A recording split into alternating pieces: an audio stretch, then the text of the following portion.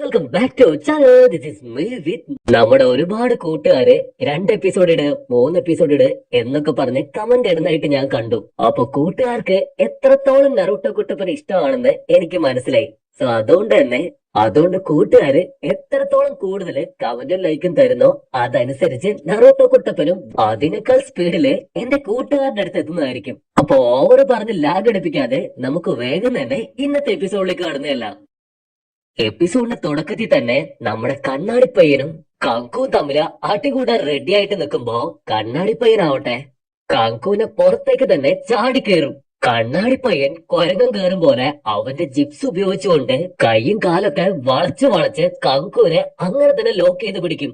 ഇതെന്താണ് സംഭവിക്കുന്നതെന്ന് അറിയാതെ പാവം കങ്കു ആവട്ടെ അടിക്കാൻ എനിക്കൊരു ഗ്യാപ്പ് താടെ എന്ന് അവന്റെ അടുത്ത് കെഞ്ചു. ഇങ്ങനെയൊക്കെ നടക്കുന്ന അറിയാവുന്നോണ്ടാണ് നമ്മുടെ കണ്ണാടി പയ്യൻ ആദ്യം തന്നെ നീ ജീവനും കൊണ്ട് ഓടിക്കോന്ന് അവന്റെ അടുത്ത് പറഞ്ഞത്.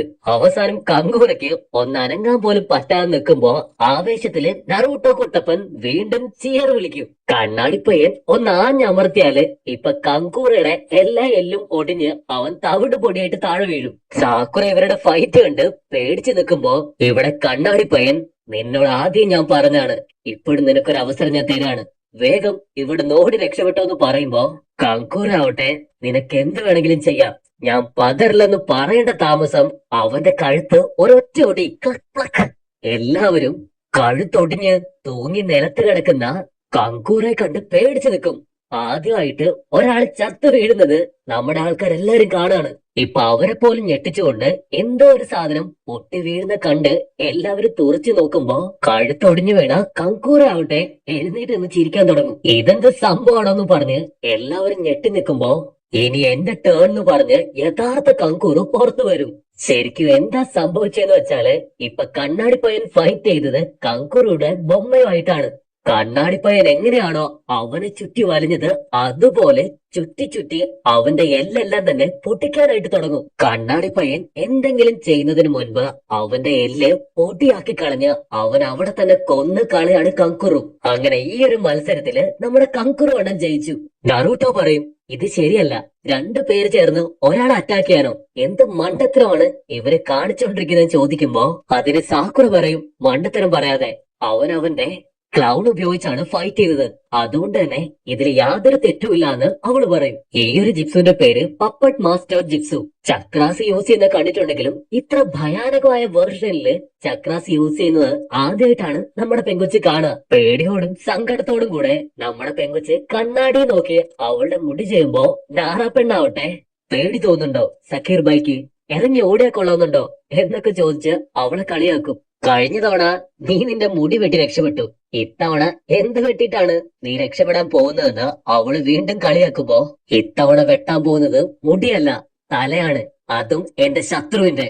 ഞാനും ഒരു നിഞ്ചയാണ്, ആരാലും ഭയപ്പെടാൻ ഞാൻ തയ്യാറല്ല, ഞാൻ ജയിക്കാൻ വിധിക്കപ്പെട്ടവളാണെന്ന് അവളാവട്ടെ താറാപ്പെട്ടിന്റെ മുഖത്ത് നോക്കി പറയും. കമോൺ എന്റെ കൂടെ ഫൈറ്റ് ചെയ്യാൻ ആരാ ഉള്ളത്, വേഗം വായോ എന്നൊക്കെ പറഞ്ഞ് പെങ്കൊച്ച് ബൂസ്റ്റ് ചെയ്ത് വരുമ്പോ ഇവിടെ നറൂട്ടോ കുട്ടപ്പനാവട്ടെ ഇതൊന്നും ശരിയല്ല, ഇവിടെ നടക്കുന്ന എല്ലാം തന്നെ തെറ്റാണ്, ഇങ്ങനെയൊക്കെയാണോ ഫൈറ്റ് ചെയ്യേണ്ടത്, ഇങ്ങനെയൊക്കെയാണോ ഒരു ഫൈറ്റിംഗ് മത്സരം നടത്തേണ്ടതെന്ന് ചോദിക്കുമ്പോ ഇവിടെ കാക്കാശയും സാക്കുറയും അവനെ കളിയാക്കും. സാക്കുറയുടെ ചിരി കണ്ട് നിനക്കിപ്പൊ ചിരിക്കേണ്ട സമയമല്ല, ഫൈറ്റ് ചെയ്യേണ്ട സമയമാണെന്ന് കാക്കാശി പറയുമ്പോഴായിരിക്കും അടുത്തതായിട്ട് ഫൈറ്റ് ചെയ്യേണ്ട 2 പേരുടെ പേരും അനൗൺസ് ചെയ്യുക. അതിലൊന്ന് സാക്കുറയും മറ്റൊന്ന് നമ്മുടെ ഈനോ പെണ്ണുമാണ്. ഗാറ ഈനോയ്ക്ക് വലിയ ബിൽഡപ്പ് കൊടുക്കുമ്പോ ഇവിടെ നറൂട്ടോ കുട്ടപ്പനും ഒട്ടും വിട്ടുകൊടുക്കാതെ സാക്കുറയ്ക്കും കട്ട സപ്പോർട്ട് കൊടുത്തോണ്ടിരിക്കുകയാണ്. 2 പെമ്പിള്ളാരും കണ്ണോട് കണ്ണ് നോക്കിയിട്ട് ഇപ്പൊ ജിപ്സ് ഒന്നും യൂസ് ചെയ്യാതെ കത്തിയും വാളും എടുത്ത് ആഞ്ഞടിക്കാൻ തുടങ്ങും. കരാട്ടെ, കുൻഫു, നാടനടി എന്നിങ്ങനെ ഒരുപാട് അടികൾ നടക്കുമ്പോ ഇവിടെ നറൂട്ടോ കുട്ടപ്പനാവട്ടെ സാക്കുറ ജിപ്സ് യൂസ് ചെയ്യുന്നൊക്കെ വിളിച്ചു കൂവാണ്. ഇത് കേട്ട നാറയാവട്ടെ അവരിങ്ങനെ ഫൈറ്റ് ചെയ്യുള്ളൂ, ഇതാണ് അവരുടെ ഫൈറ്റിംഗ് മോഡെന്ന് അവന് പറഞ്ഞു കൊടുക്കും. ഏനോ സാക്കുറയെ മടക്കിയെടുത്ത് ആദ്യം വയറിനിട്ട് ഒരൊറ്റയിടി, പിന്നെ കൈക്കെട്ട് ഒരു തൊഴി. അവളുടെ മുഖം കാണുമ്പോ പഴയ സാക്കുറെ ഓർമ്മ വരുമ്പോ ഒരു നിമിഷം സ്റ്റെക്കായിട്ട് അടിക്കാൻ വന്ന ഈനോ ആവട്ടെ അവളുടെ മോന്തയ്ക്ക് ഒരു തോണ്ട് വെച്ച് കൊടുക്കും.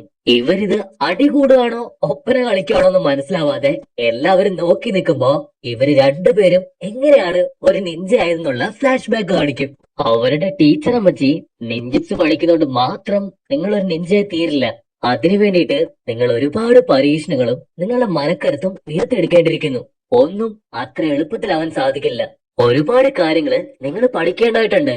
ആദ്യം നിങ്ങൾ ചെയ്യേണ്ട കാര്യം ഇവിടെ കാണുന്ന ഒരുപാട് പൂക്കളില് നിങ്ങൾക്ക് ഇഷ്ടപ്പെട്ട പൂക്കൾ ഏതാന്ന് വെച്ചാല് അതൊക്കെ പെറുക്കി കൂട്ടി ഒരു ബൊക്കെ ആക്കണം.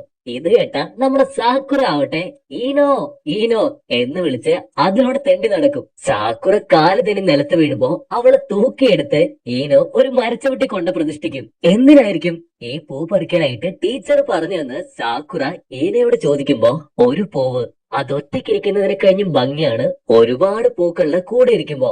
അതുകൊണ്ടാണ് ഇത്തരത്തില് കുറെ അധികം പൂക്കള് കളക്ട് ചെയ്യാൻ പറഞ്ഞത്.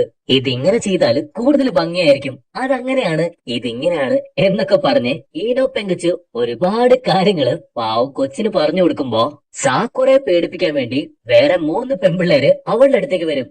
ഈനോ പെണ്ണിന്റെ രക്തം തിളച്ചു കയറി അവരെ 3 പേരെയും ഇടിച്ച് സൂപ്പാക്കും. എന്നിട്ട് അവള് പറിച്ചെടുത്ത പൂവാവട്ടെ അവരുടെ വായിലും തള്ളിക്കൊടുക്കും. ഐ എം സോറി, ഞാൻ കരുതിയത് ഇത് ഫ്ലവർ വെക്കാനുള്ള പോട്ടാണെന്നും പറഞ്ഞ് അവരെ കളിയാക്കാൻ ചെയ്യാണ് നമ്മുടെ ഈനോ പെങ്കുച്ച്. നിങ്ങളുടെ 3 പേരുടെ മോന്ത കാണുമ്പോ സിലിണ്ടർ പോലെ ഉണ്ട്, എന്തായാലും പൂ വെക്കാൻ പറ്റിയ ഇടം തന്നെയാണെന്ന് പറയുമ്പോ ഈനോ എന്ന് പറഞ്ഞ് ആ 3 പെൺപിള്ളേരും ഒച്ച വെക്കും.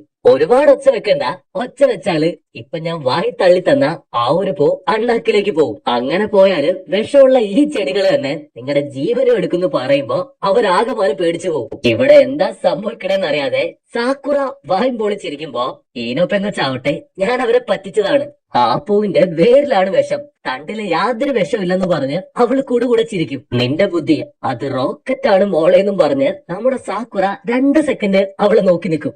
ഇവക്ക് ഒടുക്കത്തെ ബുദ്ധിയുമാണ്, കാണാൻ വളരെ ക്യൂട്ടുമാണ്. ഇങ്ങനെ പോയാല് ഒരു ചെറുക്കന്മാര് പോലും എന്നെ നോക്കില്ല എന്ന് പറഞ്ഞ് സാക്കുറ സാഡ് അടിച്ചു നിൽക്കും. അങ്ങനെ ഒരുപാട് കാര്യങ്ങള് അങ്ങോട്ട് പറഞ്ഞും ഇങ്ങോട്ട് പറഞ്ഞും കഥകൾ പറഞ്ഞും കൂട്ടുകൂടിയും ഹാപ്പി ആയിട്ട് നടന്നവരാണ് നമ്മുടെ 2 പെങ്കുച്ചുകളും. പക്ഷെ ഒടുവില് സാസുവയുടെ പേരില് അവർ 2 പേരും തെറ്റിപ്പിരിഞ്ഞു. കട്ട് ചെയ്താല് പ്രസന്റ് അടിയില് ഞാൻ ഇനി ഒരിക്കലും നീയുമായിട്ട് ഫൈറ്റ് ചെയ്യില്ല, എനിക്ക് വീക്ക് ആയവരുടെ കൂടെ ഫൈറ്റ് ചെയ്യാൻ തീരെ താല്പര്യമില്ലാന്ന് സാക്കുറ ഈനോയെ നോക്കി പറയുമ്പോ എനിക്കോ പവറില്ലാന്നോ, നിനക്ക് എത്ര ധൈര്യം ഉണ്ടെങ്കിൽ നീ അങ്ങനെ പറയും, അലുമിനിയം ചളങ്ങിയ മോന്തയുള്ളവളെ എന്ന് ഈനോ പറയുമ്പോ നറൂട്ടോ കുട്ടപ്പന് നല്ല ദേഷ്യം വരും. ഒരിക്കലും അങ്ങനൊന്നും പറയാൻ പാടില്ല ഈനോ എന്ന് വിളിച്ച് കാറിയിട്ട് അവൻ കാക്കാഷിയുടെ അടുത്ത് വേറൊരു കാര്യം പറയും.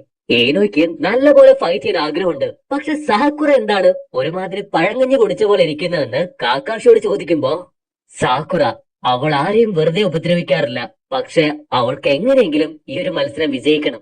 വെറുതെ ഉപദ്രവിക്കാറില്ല, പക്ഷെ അവൾക്ക് എങ്ങനെയെങ്കിലും ഈ ഒരു മത്സരം വിജയിക്കണം. അതിനുള്ള കാര്യം തീർച്ചയായിട്ടും അവൾക്കറിയാന്ന് പറയുമ്പോ വീണ്ടും ഒരു ഫ്ലാഷ് ബാക്ക് കാണിക്കും. എന്തുകൊണ്ടായിരിക്കും ചെറിയ പ്രായത്തില് ഈനോ അവളുടെ തലയിൽ ഉണ്ടായിരുന്ന ആ ഒരു റിബൺ ഇവക്ക് കൊടുത്തത്? അതിന്റെ കാര്യം അന്വേഷിക്കുമ്പോ നമ്മുടെ ഈനോ ആവട്ടെ ഒരു പൂവിലെ മൊട്ട്, അത് മൊട്ടായിട്ട് തന്നെ ഇരിക്കുമ്പോ കാണാൻ വലിയ ഭംഗി ഉണ്ടാവില്ല, അത് പൂവായിട്ട് വിരിയുമ്പോഴായിരിക്കും കാണാൻ ശരിക്കും ഭംഗി ഉണ്ടാവുക. അത്തരത്തില് എന്റെ റിബൺ നിന്റെ തലയിൽ ഇരിക്കുമ്പോഴാണ് ഏറ്റവും കൂടുതൽ ഭംഗി എന്ന് പറയുമ്പോ നമ്മുടെ പെങ്കൊച്ചിന് മനസ്സിലൊരു കുളിർമഴ അങ്ങോട്ട് പെയ്യും. സന്തോഷം കൊണ്ട് നമ്മുടെ പെങ്കൊച്ച് പൊട്ടിക്കരഞ്ഞ് ടീച്ചർ പറഞ്ഞതുപോലെ പൂവും പെറുക്കി വരും. ഏനോയുടെയും നമ്മുടെ സാക്കുറയുടെയും ഫ്ലവേഴ്സ് ഒക്കെ കണ്ട് ടീച്ചർ അവരെ ഒരുപാട് അഭിനന്ദിക്കും. അങ്ങനെ ഈനോ അവളുടെ തുടക്കം മുതല് അവസാനം വരെ ഉണ്ടായിരുന്നത് കൊണ്ടാണ് നമ്മുടെ പെങ്കൊച്ചിന് ഇവിടെ വരെ എത്താൻ സാധിച്ചത്. പക്ഷെ ഈ ഒരു അവസ്ഥയില് അവളെ അടിച്ചു തോൽപ്പിക്കാതെ എനിക്ക് വേറൊരു വഴിയുമില്ല.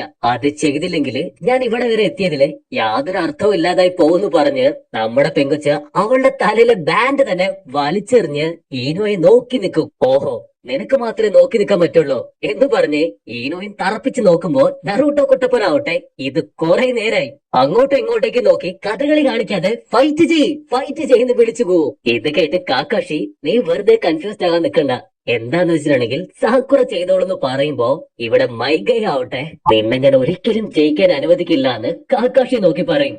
കട്ട് ചെയ്താല് വീണ്ടും ഒരു ഫ്ലാഷ് ബാക്ക് കാണിക്കും. ഈ ഒരു ഫ്ലാഷ് ബാക്കില് നമ്മുടെ ഈനോയും സാക്കുറയും കുറച്ച് വലുതായിട്ടുള്ള സീനാണ്. സാക്കുറ അവളുടെ തലയിൽ കെട്ടിയ ആ ഒരു റിബൺ ഈനോയ്ക്ക് തിരിച്ചു കൊടുത്ത് ഇത് നിനക്ക് തിരികെ വാങ്ങാന്ന് അവളുടെ അടുത്ത് പറയും. ഇതിപ്പോ എന്തിനാ എനിക്ക് തിരികെ തരുന്നതെന്ന് ഈനോ ചോദിക്കുമ്പോ ഈ ഒരു റിബൺ കെട്ടിയാല് ഞാൻ വെറും ഒരു പെൺകുട്ടിയാണ്, പക്ഷെ ഞാൻ വെറും ഒരു പെൺകുട്ടിയല്ല, നിന്നെക്കാൾ വലിയ ഷിനോബി നിഞ്ചയായി മാറണം എനിക്കെന്ന് അവൾ അവിടെ വെച്ച് പറയും. അന്നു മുതലാണ് യഥാർത്ഥത്തില് നമ്മുടെ പിള്ളേര് ശത്രുക്കളായി തീർന്നത്. അങ്ങനെ ഫൈറ്റ് ചെയ്യാനായിട്ട് കണ്ണോട് കണ്ണ് കോർത്ത് മുഴുവൻ പവറും ആർജിച്ച് രണ്ട് പെൺപിള്ളാരും ഒരേ പവറില് ആഞ്ഞിടിക്കുന്നതോട് കൂടെ ഈ ഒരു എപ്പിസോഡും ഇവിടെ അവസാനിക്കുന്നു.